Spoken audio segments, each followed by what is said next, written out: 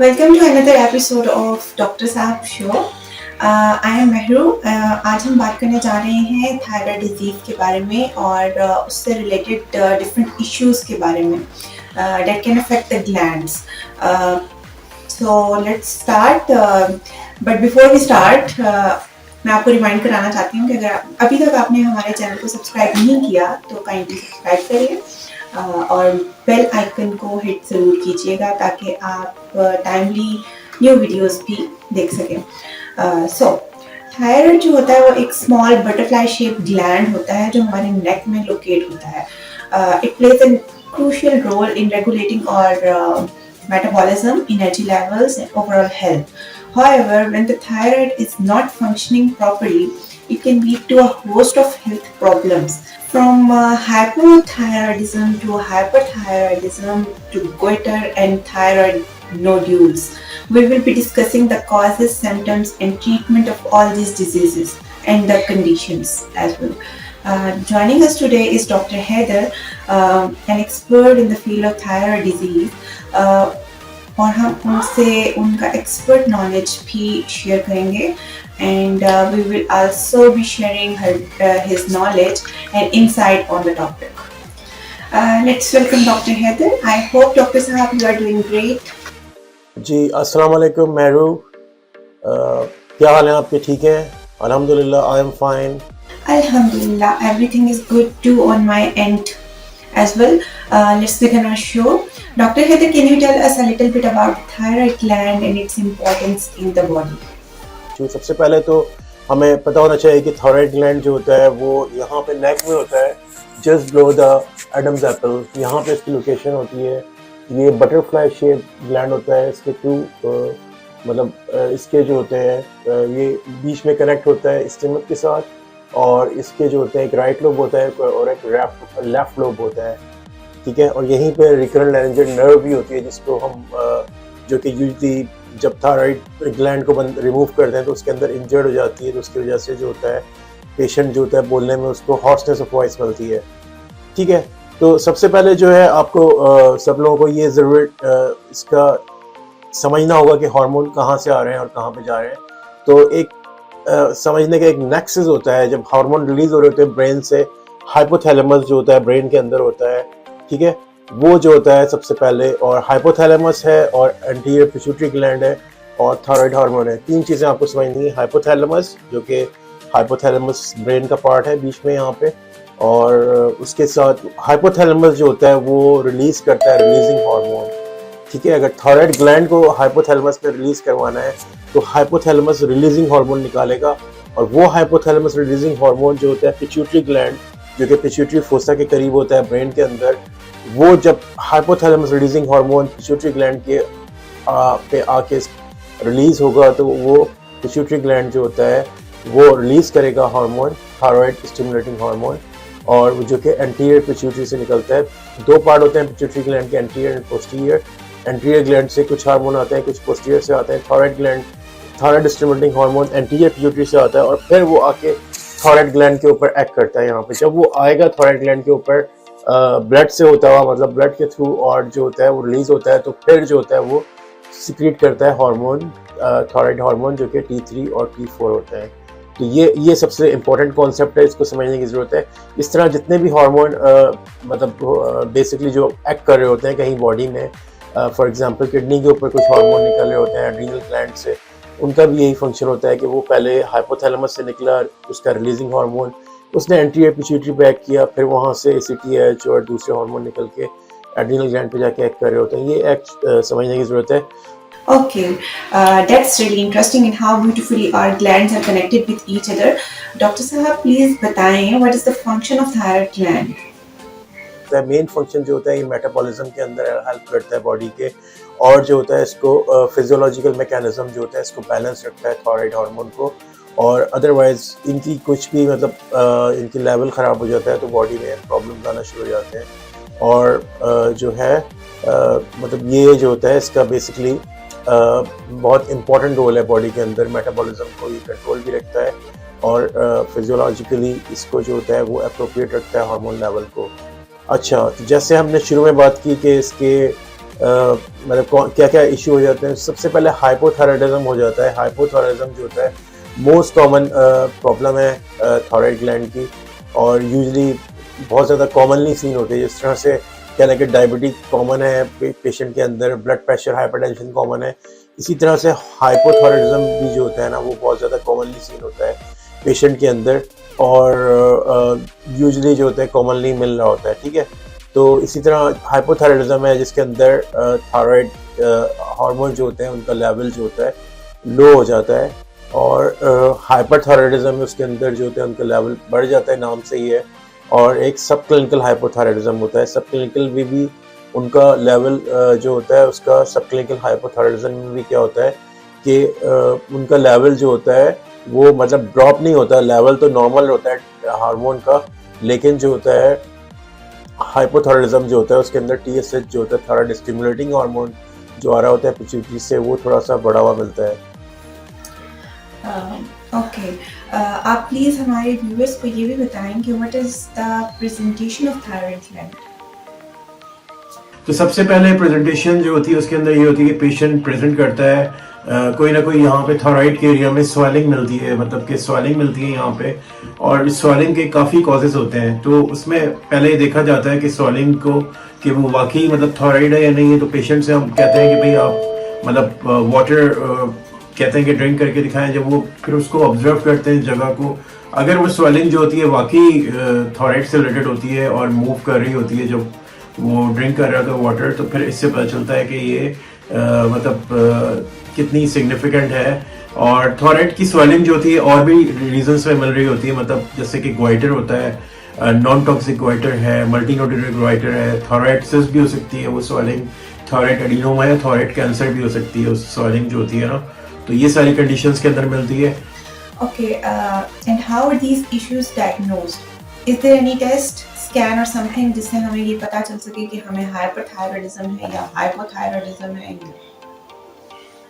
सबसे पहले thyroid function test करवाते हैं जो कि मोस्ट कॉमन है, और ब्लड लेते हैं इसके अंदर, और उसमें पता चलता है कि थायराइड के हार्मोन जो होते हैं T3 और T4 जो होते हैं वो बढ़े हुए हैं या कम है। तो फिर उसके ऊपर डिसाइड करते हैं कि इसको हाइपोथायराइडिज्म है या हाइपरथायराइडिज्म है। इसके बाद उसके अंदर एंटीबॉडी चेक की जाती है कि थायराइड एंटीबॉडी प्रेजेंट है या थायराइड एंटीबॉडी नेगेटिव है। सही है। और इसके बाद अल्ट्रासाउंड भी कराते हैं अगर आपको लगता है कि पेशेंट स्वेलिंग जो है वो कुछ भी हो सकती है, कोई एडिनोमा है या सिस्ट है या कैंसर है, तो फिर अल्ट्रासाउंड करा के देखते हैं। और कंफर्मेशन करने के लिए फाइन निडल जो होती है उसको बायोप्सी भी करते हैं उस जगह की, फाइन निडल एस्पिरेशन करके पता चलता है कि फिर उसको हिस्टोलॉजी को भेज के देखते हैं कि ये कोई बिनाइन सिस्ट है खाली या फिर कोई कैंसर है इसके अंदर।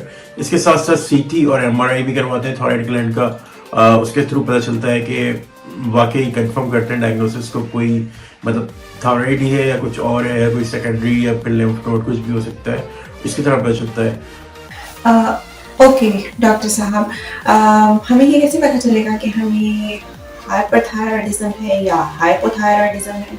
हम ये कैसे डायग्नोज करेंगे? ऑलराइट, तो सबसे पहले ब्लड रिजल्ट आपके पास आ गया, आपने थायराइड फंक्शन टेस्ट का ऑर्डर किया, और फिर उसके बाद आपके पास ब्लड रिजल्ट आ जाता है जिसके अंदर आप देखते हैं कि ये हाइपो है या हाइपर है। ठीक है, ब्लड रिजल्ट के थ्रू पता चलता है कि अगर हार्मोन लेवल उनका T3 और T4 जो होता है लो होता है तो वो जो होता है हाइपो में मिलता है, और T3 T4 हाई मिलता है तो वो जो होता है हाइपरथायराइडिज्म होता है। ठीक है, और हाइपो में क्या होता है TSH लेवल भी बढ़ा हुआ मिलता है। इससे पता चलता है कि थायराइड स्टिमुलेटिंग हार्मोन जो कि एंटीरियर पिट्यूटरी से रिलीज हो रहा होता है और जो कि आगे रिलीज करवा रहा है थायराइड हार्मोन को, वो भी बढ़ा हुआ मिलता है थायराइड स्टिमुलेटिंग हार्मोन। लेकिन थायराइड हार्मोन जो होते हैं T3 T4 लो मिलते हैं, जबकि हाइपरथायराइडिज्म में जो होता है इसका बिल्कुल अपोजिट होता है।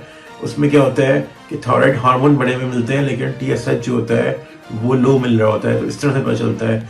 और फिर आप जो होते हैं वो देखते हैं कि भाई एंटीबॉडी पॉजिटिव है, तो हमें पता होता है कि भाई अगर एंटीबॉडी पॉजिटिव होनी है तो फिर वो जो ग्रेव डिजीज होती है उसके अंदर मिलती है।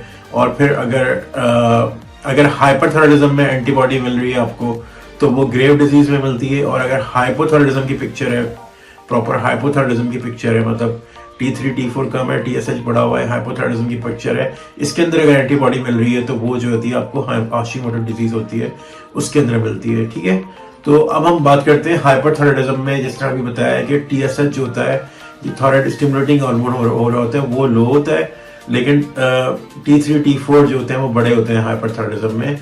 और ये कि TSH जो होता है लो होता है। ओके, आप बहुत अच्छे से एक्सप्लेन कर रहे हैं। Doctor Haider, can you tell us about some of the common symptoms associated with thyroid issues, जैसा कि हाइपोथायराइडिज्म है, हाइपरथायराइडिज्म है, how people recognise if they may have a problem with their thyroid? Symptoms काफी interesting है, मतलब symptom देख के भी आप डायग्नोज बना सकते हैं कि जबकि हाइपरथायराइडिज्म में वेट लॉस मिलता है, ठीक है, हाइपरथायराइडिज्म में एंजाइटी मिलती है, ट्रेमर मिलता है, पैल्पिटेशंस मिलती हैं, पीरियड डिस्टर्बेंस मिलता है फीमेल में, और टायर्डनेस और टैकीकार्डिया मिलता है, सही है। लेकिन हाइपोथायराइडिज्म जो होता है जिसके अंदर वेट गेन मिल रहा होता है, मतलब वेट जो होता है बढ़ा हुआ मिलेगा, और जो होता है उसके अंदर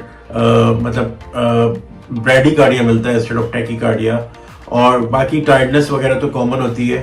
तो फिर ये सारे सिम्टम इसके होते हैं हाइपरथायराइडिज्म के।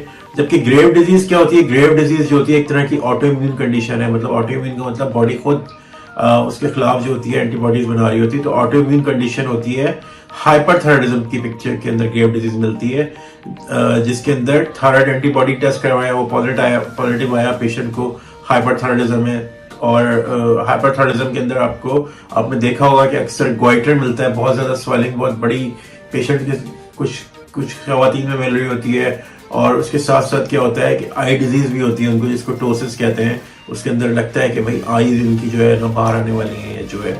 और इसके साथ साथ अदर साइन भी मिलते हैं कि ऑप्थेल्मोप्लेगिया, रेड लिप की रिएक्शन, और आई के ऊपर एडिमा मिलता है ऐसे लोगों में। और ये खाली आपको ब्लड के थ्रू पता चलता है टेस्ट करके, और फिर आप चेक करते हैं कि अगर हाइपरथायराइडिज्म है और इसके साथ साथ एंटीबॉडी भी पॉजिटिव है, तो ये जो है ग्रेव डिजीज है, सही है। तो इस तरह से इसको What अलॉट करते about the हैं। causes of thyroid issues? What are the most common causes and risk factors for these conditions? Causes जो होते हैं हाइपरथायराइडिज्म के कॉजेज, जैसे अभी डिस्कस किए, थायराइड नोड्यूल, टॉक्सिक मल्टीनोड्यूलर गोइटर, इसके साथ साथ थायराइडाइटिस भी होता है, इन्फ्लेमेशन होती है जिसके अंदर थायराइड ग्लैंड की, और जिसकी वजह से वो थायराइडीन भी रिलीज करता है। That's really valuable information. Dr. Heather, can you please explain the signs of thyroid disease? How can people recognize if they may have a thyroid issue, and when should they see a doctor for diagnosis? Sign भी अभी हमने discuss किए हैं कि tremor, tachycardia, warm skin मिलती है, और ये कि इसके साथ साथ क्या होता है कि इसके अलावा पामर एरिथमिया मिलता है, जो पाम है आपकी, इसके अंदर रेडनेस मिलेगी, और थायराइड इनलार्जमेंट, मसल्स की भी वेस्टिंग इसके अंदर मिलती है। ये आपको कहलाता है हाइपरथायराइडिज्म के साइन इसके अंदर मिल रहे होते हैं, अगर ये जो होता है थायराइडाइटिस की कंडीशन के अंदर। Okay, what are the treatment options available for thyroid disease? तो जितने भी हाइपरथायराइडिज्म के केसेस होते हैं ये बेसिकली डील करते हैं एंडोक्राइनोलॉजिस्ट, तो वो ज़्यादातर डील करते हैं। और इसके ट्रीटमेंट में सिम्टम्स को रिलीव करने के लिए हम बीटा ब्लॉकर यूज़ करते हैं, सही। उससे पेशेंट थोड़ा रिलैक्स होता है, उसके सिम्टम जो मतलब टैकीकार्डिया मिल रहा है उसको, और एंजाइटी मिल रही है, उसके अंदर हेल्प करती है बीटा ब्लॉकर। लेकिन जो मेन ड्रग होती है वो कार्बिमोजोल है, और प्रोप्रानोल थायरोयूरेसिल ड्रग होती है, जो कि मेन बेसिकली डील करती है, ट्रीट करते हैं हाइपरथायराइडिज्म को। इसके साथ हाइपरथायराइडिज्म के अंदर पेशेंट जो होते हैं उनको जो होती है ना, अगर कोई सर्जरी उनकी चल रही हो, या कोई इन्फेक्शन हो, या प्रेगनेंसी हो, तो उनको काफ़ी केयर करनी पड़ती है। क्योंकि अगर उनको पहले ही हाइपरथायराइडिज्म है और वो उसका ट्रीटमेंट भी ले रहे हैं, या तो कार्बिमोजोल ले रहे हैं, या प्रोप्रानोल ले रहे हैं, और या तो बीटा ब्लॉकर पे भी है जो कि इनके सिम्टम्स को कर रही है, लेकिन बास इन सर्जरी की वजह से और फिर इन्फेक्शन या प्रेगनेंसी के दौरान होने की वजह से उनके अंदर क्या होता है कि काफ़ी मतलब फीवर, एजिटेशन और हार्ट फेलियर भी डेवलप हो जाता है। तो इस कंडीशन को हाइपरथायराइडिज्म, इस कंडीशन को क्या कहते हैं हम लोग, थायरोटॉक्सिक स्ट्रोम, मतलब जैसे कि एक तरह से स्ट्रोम आ गया है, और ये इमरजेंसी कंडीशन होती है। इसके अंदर पेशेंट को हॉस्पिटल में जाके एडमिट करना होता है, और वहाँ पे प्रॉपर उनको ट्रीटमेंट देनी होती है, एंटी थायराइड ड्रग्स और फिर आईवी फ्लूइड्स, और इस तरह करके इमरजेंसी कंडीशन है, ठीक है। अच्छा, बास कंडीशन के अंदर कार्बामेजोल आपने देखना होगा कि वो नहीं दे सकते अगर किसी का ऑलरेडी पैनक्रियास का इशू है, पैंक्रियाटाइटिस है या फिर कोई लिवर के प्रॉब्लम्स हैं, और यूजली इनका साइड इफेक्ट नोजिया और वोमिटिंग होता है कार्बिमेजोल का, जो कि हाइपरथायराइडिज्म में यूज़ करते हैं। और कभी कभार मतलब हेडेक और आर्थलेगिया या फिर सम कंडीशन के अंदर ये बोन मैरो सप्रेशन भी करती है, तो और एग्रानुलोसाइटोसिस करती है, न्यूट्रोपीनिया करती है और जॉइंटिस भी करती है। तो इनको फिर मॉनिटर भी करना पड़ता है बोन मैरो सप्रेशन की वजह से, एग्रानुलोसाइटोसिस की वजह से ब्लड करवाना पड़ता है, 3 मंथली चेक करना पड़ता है क्या कंडीशन चल रही है, कितना ये गिरा रही है हमारे जो बॉडी के सेल्स होते हैं। और इसके साथ साथ फिर और अगर ये नॉर्मल हो जाता है तो फिर आ रहे होते हैं तो फिर इनको मॉनिटर नहीं करना पड़ता, लेकिन कभी कभार इनको मतलब इनिशियली मॉनिटर करना पड़ता है। Okay, Dr. Heather, can you please explain a little bit more about hypothyroidism? Okay तो जैसा आपका सवाल है हाइपोथायराइडिज्म के बारे में, जैसे हमने डिस्कस किया था कि हाइपोथायराइडिज्म के अंदर प्रोडक्शन जो होती है हार्मोन की T3 and T4 की कम मिल रही होती है, ठीक है। तो लेकिन TSH जो कि पिट्यूटरी से आ रहा है वो भी रेज मिल रहा है, और आपको पता है TSH किस तरह से रिलीज हो रहा है कि हाइपोथैलेमस से रिलीजिंग हार्मोन आया, उसने TSH को रिलीज किया, और TSH ने आके जो होता है थायराइड हार्मोन पैक करके T3 T4 को रिलीज किया। तो इसके अंदर TSH तो बढ़ा हुआ मिलता है, लेकिन T3 T4 कम मिलते हैं, बहुत कम मिलते हैं। तो इस पे आप डायग्नोज करते हैं, आपने ब्लड रिजल्ट देखा, आपने देखा ओ TSH हाई है, T3 T4 जो होते हैं लो है, आपने कहा अभी ये तो हाइपोथायराइडिज्म की पिक्चर है। तो इसके अंदर हम डिस्कस कर चुके हैं कि वेट गेन मिलता है, dry skin, dry hair, constipation, female में पीरियड डिस्टर्बेंस मिलते हैं, आईलिड के अंदर भी स्वेलिंग मिलती है, और इसके अंदर क्या होता है कि या तो ये आयोडीन की डेफिशिएंसी से भी होता है, या फिर ऑटोइम्यून थायराइडाइटिस की वजह से होता है, ठीक है, या फिर कोई सर्जरी हुई हो थायराइड की वो भी कॉज करता है, या पेशेंट कोई ऐसी ड्रग ले रहा है जो कि एंटी थायराइड होती है, सही है, इसकी वजह से कम। इसके अंदर जो होता है हाइपोथायराइडिज्म के अंदर ब्रैडिकार्डिया, हार्ट रेट कम मिलता है, हॉट स्पाइस मिलती है, ड्राई स्किन, हेयर, और इसके अंदर जो होता है ग्वाइटर भी प्रेजेंट होता है हाइपोथायराइडिज्म के अंदर, और जो होता है आईलिड एडीमा भी होता है, सही है। और इसके ट्रीटमेंट के अंदर थायरोक्सिन मेडिसिन होती है वो यूज़ करते हैं, और इसकी डोज जो होते हैं एडजस्ट करते रहते हैं। अगर किसी को हार्ट डिजीज़ है, for example ischaemic heart disease है, और जो होती है वो हाइपरथायराइडिज्म भी है, तो उनके अंदर थोड़ा डोज को चेक करना पड़ता है 3 मंथली, और TSH लेवल चेक करते हैं 3 मंथली, और ये कि अगर मतलब फिर उसको इसके ऊपर डिसाइड करते हैं इसकी डोज का थायरोक्सिन की, ठीक है। हाइपोथायराइडिज्म में थायरोक्सिन ही पेशेंट ले रहा होता है, ये इसकी डोज है, जबकि हाइपरथायराइडिज्म में कार्बिमेजोल या प्रोप्रानिथायरोयूरेसिल यूज करते हैं। अब हमने शुरू में डिस्कस किया था सब क्लिनिकल हाइपोथायराइडिज्म के बारे में। हाइपोथायराइडिज्म हमें पता है कि T3 T4 कम निकल रहे हैं, TSH जो होता है बढ़ा हुआ है, ठीक है।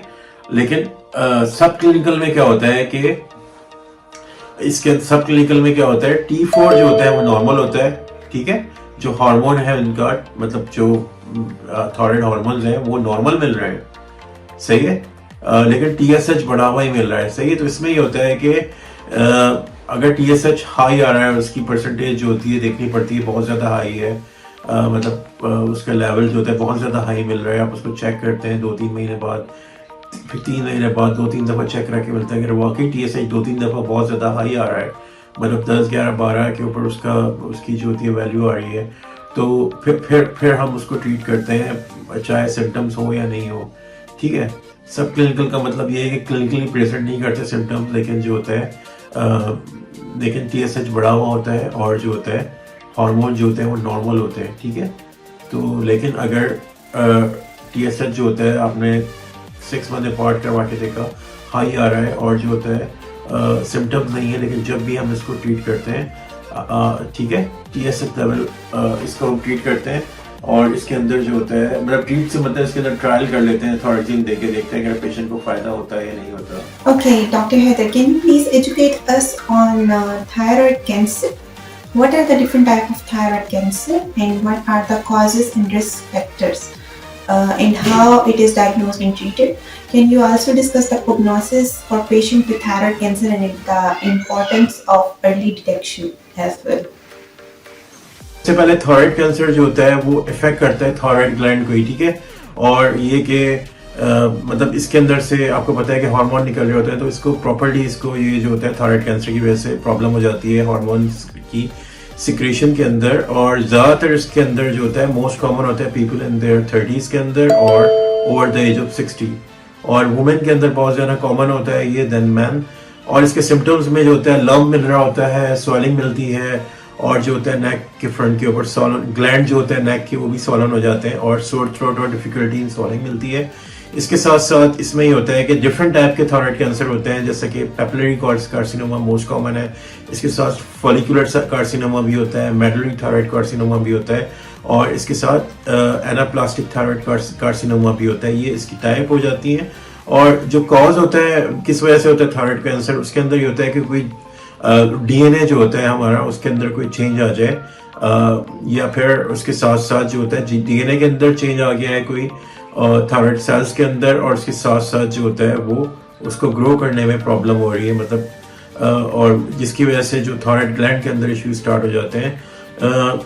बट इसका यूजुअली जो कॉज होता है अनक्लियर ही है, मतलब इसमें इतना पता नहीं चलता कि क्या कॉज है, लेकिन कुछ कॉजेस के अंदर मतलब कि फैमिली हिस्ट्री जिनकी होती है उनमें थायराइड कैंसर होता है, या किसी को रेडिएशन है, फॉर एग्जांपल किसी बच्चे को कोई बचपन में कोई कार्सिनोमा था या लिम्फोमा था, उसकी वजह से उसको रेडिएशन करवाई। उस रेडिएशन भी जब भी अवॉइड करते हैं बच्चों के अंदर जो एक्सरे या एमआरआई होते हैं, तो उसकी वजह से भी कॉज हो सकता है, या फिर रेडिएशन थेरेपी किसी कैंसर ट्रीटमेंट की वजह से, या ओबेसिटी की वजह से भी हो सकता है, या किसी को बॉल कैंसर था फैमिली हिस्ट्री में, उन लोगों को भी थायराइड कैंसर होने के चांसेस ज़्यादा होते हैं। ये एक कंडीशन होती है एक्रोमेगैली, जो कि ग्रोथ हार्मोन जिसके अंदर बड़ा होता है उसके अंदर उनको भी चांसेस होते हैं। इसमें बस सर्जरी करवा के थायराइड को रिमूव करा देते हैं, और ट्रीटमेंट के अंदर रेडियो एक्टिव आयोडीन ट्रीटमेंट होता है, और इसके साथ साथ ये कि रेडियोथेरेपी भी करनी पड़ते हैं बाहर से, और इसको जो होता है मतलब फिर आपको जो होते हैं फॉलो अप अपॉइंटमेंट लेने पड़ते हैं, और देखना पड़ता है, मॉनिटर करना पड़ता है रिमूव के साथ साथ। जिस तरह शुरू में बताया था रिकरेंट लैरिंजियल नर्व जो होती है वो भी 5 दफ़ा थायराइड सर्जरी के अंदर डैमेज हो जाती है, और जिसकी वजह से जो होता है हॉर्सनेस ऑफ वॉइस हो जाती है। Okay, let me conclude the show. We hope that our discussion on thyroid disease and related issues has provided valuable information for our audience. The thyroid gland is a small but essential part of our body, and when it is not functioning properly, it can lead to a host of health problems. Hypothyroidism and hyperthyroidism to goiter and thyroid nodules. It is important to be aware of the causes, symptoms, and treatment options for these conditions.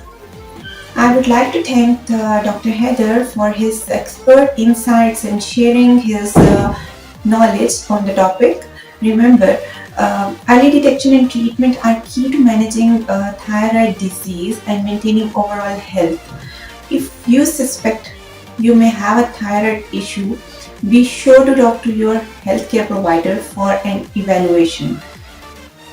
So, thank you so much for joining us today on our show. हम मेहरू को इजाज़त दें. Thank you so much. Allah Hafiz.